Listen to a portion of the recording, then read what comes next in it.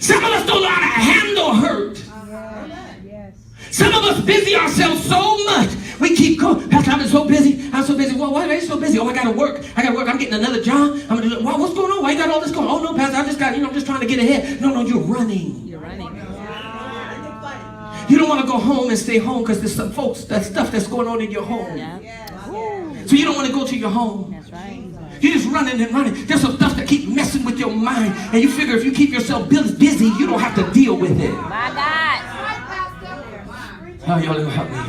Somebody just said something that stirred up your past emotion from way in the back some years ago. And now you found yourself back there standing in a graveyard. You have to make a decision whether you're going to get out of that place and say, this is my testimony, or you're going to dig that stuff back up and start dealing with it again. Come on now. Come on. I know your hurt is real. I've been hurt. I know your feelings are real. I've had those feelings. But at some point, you can't keep blaming me. I can't keep blaming you. We can't keep blaming other folk. Where do you stand? How do you deal with this thing? But y'all hearing me? Hurt people hurt people. That's right. Did y'all hear me? That's right. I said hurt people hurt people. That's true. And those that are antagonizing on both sides right now, they are hurt and they're hurting people. I said this the other day. It's time for the church to rise up and do something productive. Yes. Now we have young men and young women. I'm talking black and white. People rising up and protesting. And then you got protesters protesting the protesters. Are y'all hearing me? And now we got young people on the streets burning down stores that they have to shop in. I know we can say, oh, they're so stupid, they're so foolish. No, they're so hurting. And they don't know what to do. And the preachers that were on the television years ago and yesterday and last month who were there standing behind the politician, where are you now? What are you going to do now that you got a nation that needs to be healed? Y'all like to be healed. And you know why they can't do it? Because sometimes even preachers go out and stand before the cameras but never dealt with the hurt that's in their life. So they can't go to the street and help a hurting man. They can't go to the street and help a hurting woman. Why? Because they're full of hurt themselves. That's why the church has to deal with hurt so we can help hurting people. Yes, Pastor. Yes. Come on, Pastor. You gotta get tired of being tired. You gotta get tired of crying all night long. You gotta get tired of drinking yourself to sleep and smoking yourself to sleep and clubbing yourself every weekend. All right. We've gotten so bold and brazen now that we don't even care of what we say we stand for. We'll go live in the club. All right. You're talking to me. Go live in the club so that the church and the pastor and everybody else can see you. And the only reason you keep doing it because you want to show and prove a point that you still got it, but you never had it because you never dealt with your issue. I feel like preaching. You're trying to cover this thing up with a celebration and a party and drinking, but you need to deal with what's going on inside of you. All right now. Then you can have a real celebration. Yeah. Then you can be truly liberated. And the devil has come in and lied to us. Yes, he has. Tells us as long as we go to church on Sunday. As long as I went to church on Sunday.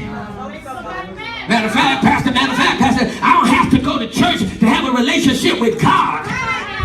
Isn't it amazing how folks that ain't living nothing gonna tell you how and what and how it should go, what the Bible said, and they don't even know it? Come on, Pastor. All right. Yes, sir.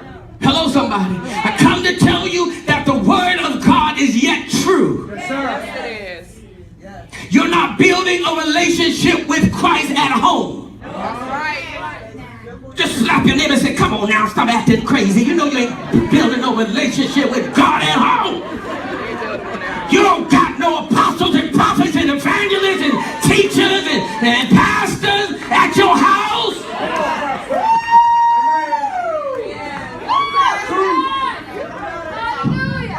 But if the truth be told, you do have a God there. Some of you need to examine what's happening in your houses, in your homes, in your lives. Because whatever you build up and whatever you worship, if you can't come to church during football season because your team plays on Sunday, the devil is a liar. That football team has just become your God. All right.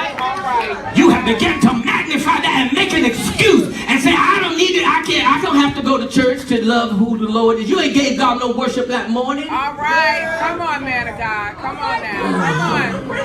Are y'all hearing me? Stop making excuses for what you're doing and start acknowledging, look yourself in the mirror and say, I got some issues. The Bible says this, that we look at ourselves in the mirror, talking about the word. We understand it. We see what it says. And then when we walk away from the mirror, we forgot what we saw in the mirror. And I'm telling you, a nation that turns its back on God is in trouble. Y'all ain't helping me here. There is a mirror that is looking at this nation. What will we do now? Come on. How will we deal with hurt?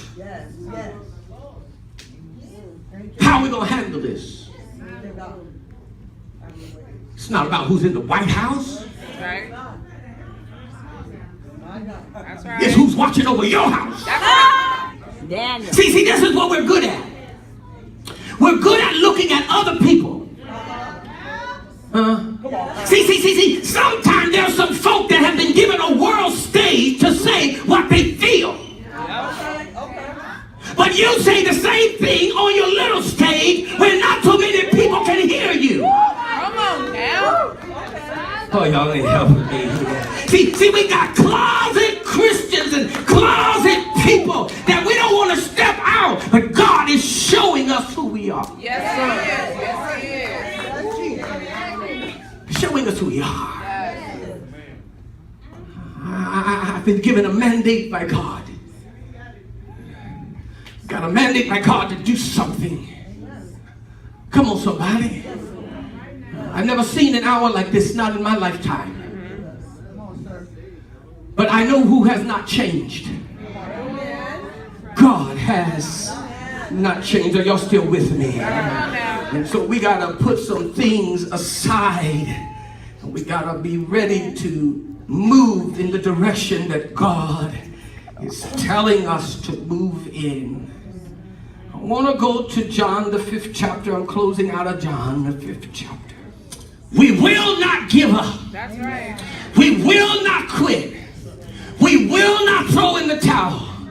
Oh, baby, I've rolled up my sleeve. I will not allow this generation to destroy our young people. You will not sell our daughters on the street. You will not sell our sons and daughters drugs no more. I cancel the assignment of that spirit of prostitution. The devil is a liar. God, help me here. No. We're not just going to survive in this season. We're going to overcome in this season. Slap your neighbor high five and say, I'm more than a survivor. Somebody say yes. Say yes. Say oh yeah.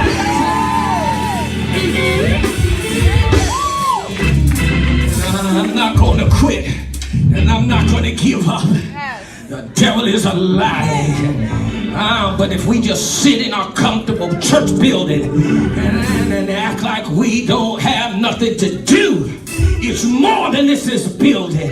It's more than this nice carpet. It's more than just the beautiful people that assemble. There are hurting people that'll meet you in a parking lot. And so I'm wondering, after you got your praise on, covered up your hurt a little bit with praise. Come on, somebody. Yes. You know, you got your something in. Yes, sir. Yes, sir. Yes. I got it in.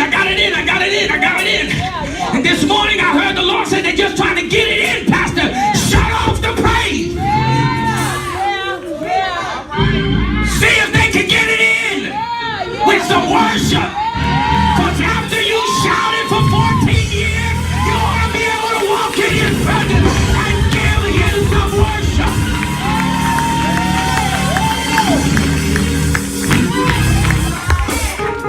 I know how to praise. I'm going to keep giving Him praise. But some of y'all feet should be tired by now.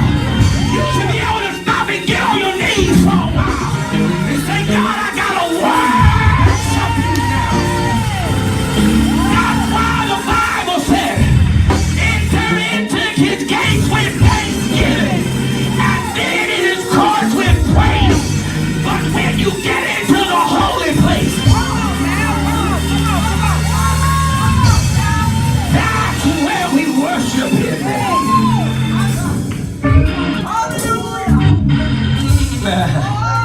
See, some of you been dealing with some stuff all week long. I'm trying to go somewhere. Been dealing with some stuff all week long. So you say, I gotta go to church and get my praise in. Gotta get my praise in. But I come to tell you something. Get your praise in, but don't forget who you're praising. And don't just get a praise in to make a lot of noise to cover up what's going on in your life.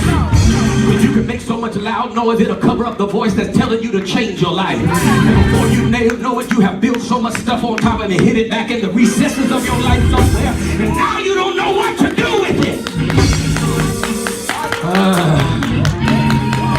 Because I don't know what's going on in my life. I don't know what's going on. Well, let's talk about your life for a little bit. That's right. Me and my sister had a good talk yesterday. We got on the phone and we talked about something. She's 40-something years old. Mama passed when she was about 6 or 7. I was about 11 or 12. The only memory she has is one memory of Mom. There was a block that came in that has blocked everything out except one moment that she can remember. She don't remember sitting on Mama's lap. She don't remember going anywhere with Mama. She don't remember anything. Yeah. But over the last few weeks, she's been listening to some of the clips that we've been playing. And she said, for the first time, I heard you testify about Mama. I heard you testify about how you held unforgiveness in your heart about what she believed, and not just about what she believed. You have some unreserved, you have some undealt with issues about her. Yes. And for the first time, I realized that I wasn't the only one feeling like this. Y'all ain't helping me here. There's some of you that are holding on to some stuff because you can't tell nobody because folks will talk about you. But you want to get to the place where you don't care what people say. It's time for you to be free. And boy, yesterday we talked about some more stuff, and I began to share with her what I know, because I can only speak from the place that I know. Ooh, glory. By the time we got off and praised God and laughed, she said, I felt something shift. I felt something different. I haven't felt like this in 40-something years. Why? Because when you deal with an issue and not keep covering it up, oh, she's an awesome mama. She's an awesome businesswoman. Oh my God. She'll take in foster kids and love them, and the enemy was messing with her mind, telling her, how do you love people when you never had a mother that loved you? I said, let me set something straight for you. You may not remember Mama loving you, but there's something inside of you that know how to love. Because look at them babies you taking care of. Look at how you're raising your kids. You can't do that without knowing something. Y'all ain't talking to me. I'm talking to somebody in here today. I'm talking to somebody that's been hurt, somebody that's been abused, somebody that lied to you, somebody that said they were on your side, but then they ended up hurting you in a way that you never thought imaginable. And you put it in the back of the recess of your mind because you can't tell nobody, because when you did tell somebody when you was little, they didn't believe you. And you held this thing all of your life.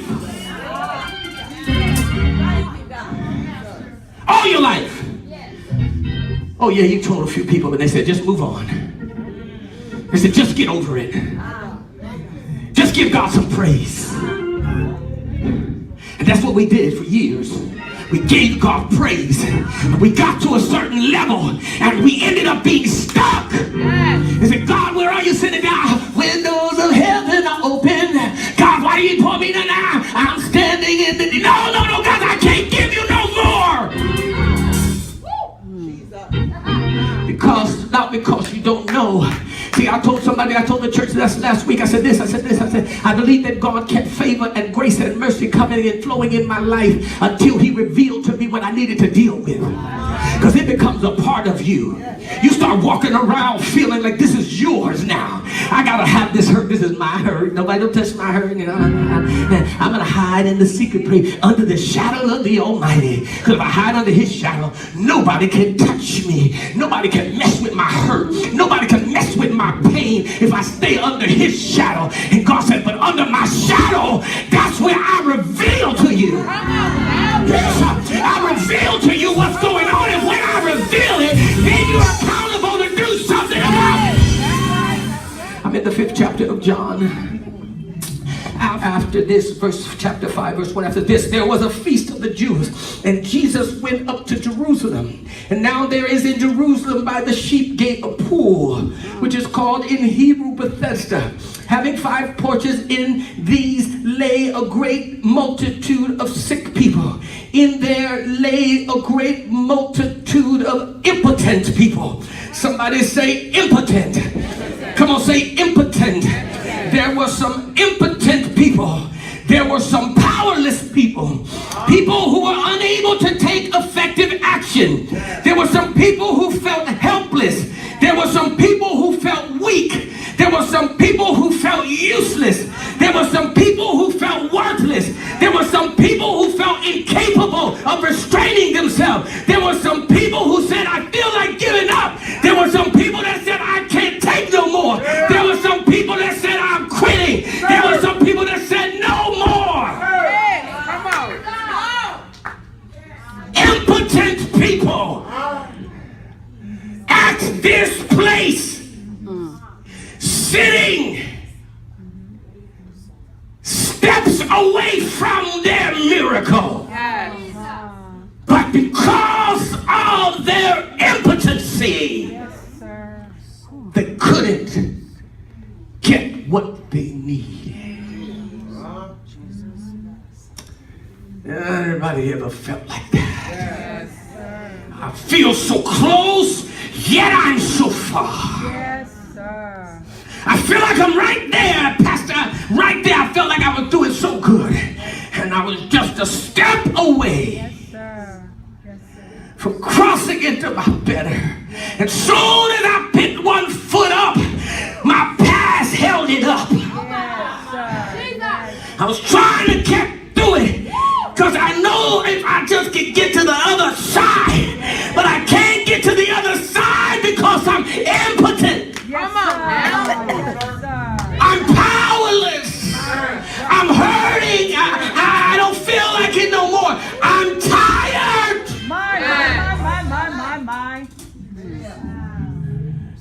I'm tired. My God. I'm done with church. Yes, sir. Delete my number, Pastor. Stop calling me and texting me. Yes, sir. Amen. I don't want to hear from nobody. Yeah. Tell your care group to care for somebody else. Because I'm tired of them caring for me too. Because I've reached a point now where I'm just fed up. Because every time it looks like I'm doing good, bad show up. God, I gotta help me here. Every time it looks like I take a few steps forward, seems like I just keep going backward and backward. I'm trying to get the help from the church. Look, baby, we all need help. That's why we can't just look to each other. We gotta look to the hills, which comes our help. Our help comes from the Lord. That's right, man of God. That's right. Baby, I will fight with you. I'll stand in the gap with you. But when it comes down to it, you're gonna have to trust God. I'm trying, but I'm impotent. I'm weak. I feel powerless, even though God said you were powerful. I feel powerless. I feel weak. And that ain't a bad thing to feel weak. He said, because when you're weak, that's when he's strong. But the enemy will lie to you and tell you, no, you weak, you can't do it. Just sit there at that pool and wait to get in. Y'all read the rest of it. He said, I've been sitting at this pool, but I can't get in because I'm impotent. Every time the water stop, folk get in, they getting healed, and I'm just rocking. I can't get in because I'm weak and I need some help. Because it's not about where I'm at right now, Pastor. It's about my past that's got me sitting here now, hurting, broken. I can't go through this another day. Some of you have to breathe again. Some of you have to realize that it's not over. You've come too far now to throw in the towel. You're going to need a towel. You're going to need a towel to wipe the sweat off of your brow after your praise. That's right, that's right, that's right. Your pain lasts only for a moment, the Bible said. Matter of fact, it calls your pain light afflictions just for a moment. But they are working something out greater for you. That's right, that's right. That's why he said, don't get tired out now in doing the right things. See, you got to plant your feet and say, I'm not giving up on this. God, I need you to erase the scars of my past.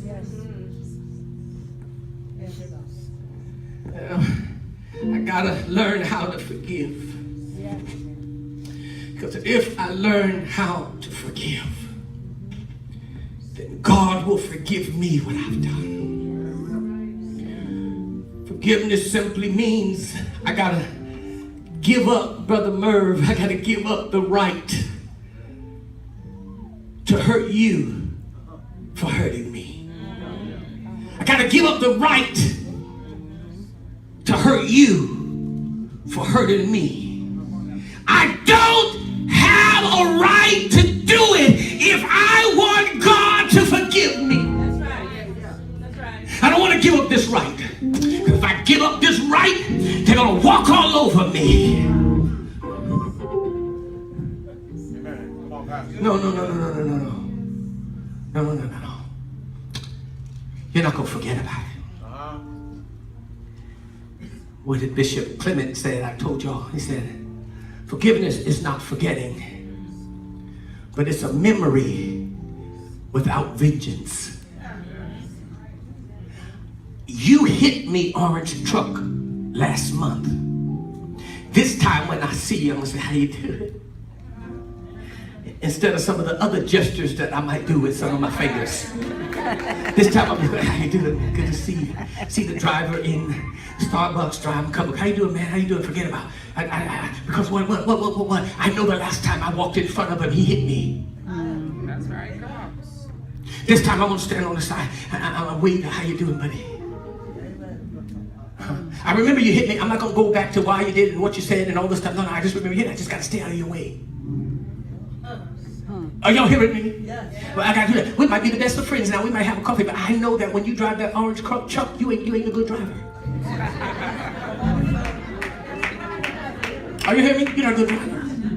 So, some of you, Pastor, I'm doing so much better now. I'm doing so much better. My anger issues are good. I got everything under control. What did you do? I just trust in God. No! You were trusting God the last time you snapped. That's right. You were trusting God the last time you were praising. Stop getting spiritual to cover up what you need to deal with. Come on now. Come on, talk to me. What you need to do is say, This is what keep causing me to snap and act crazy. Yep. Come on. Now you in the house.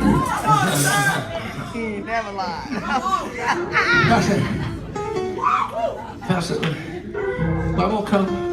I'm gonna set up some sessions with you. I can't help you. Y'all ain't helping me here. See, in the past, I was doing something. Now I'm gonna put it on the church. I'm gonna give the bill to the church. Because in the past, I send y'all out to counseling, and I pay for it personally. Yeah, he sure did.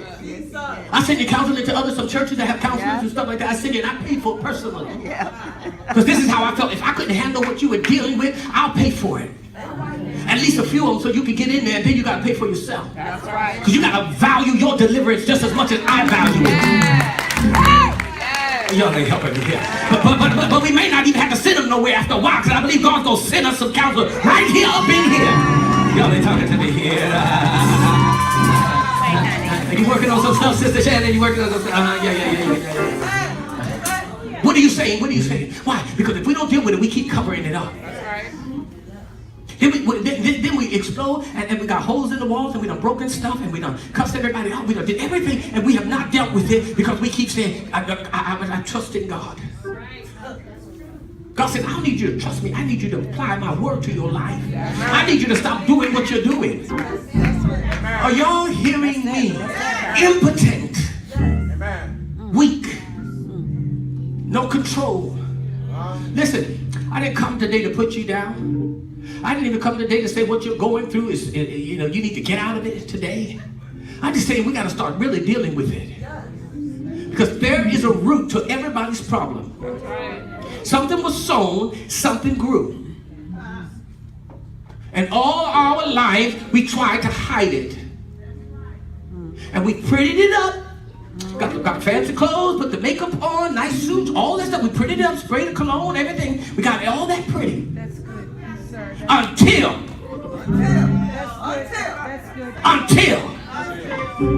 somebody hits again that wound. Listen, I want God to give us more than enough.